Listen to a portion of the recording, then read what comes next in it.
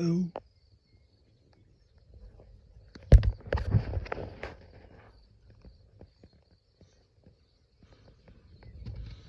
So I guess I'm gonna take a video.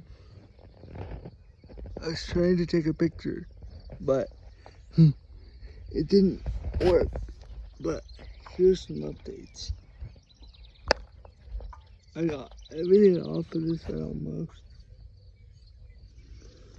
The AC compressor almost came, but I got this stupid stud stuck in there. The head of the bolt sheared off. So anyway, that's the AC compressor right there. And you can send those out to get rebuilt.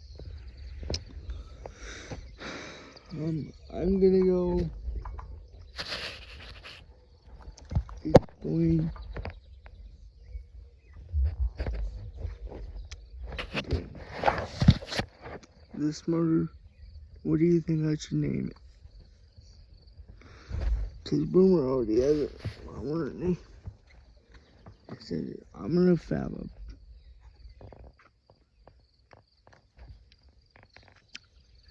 Today I'm gonna start working on fuel system stuff.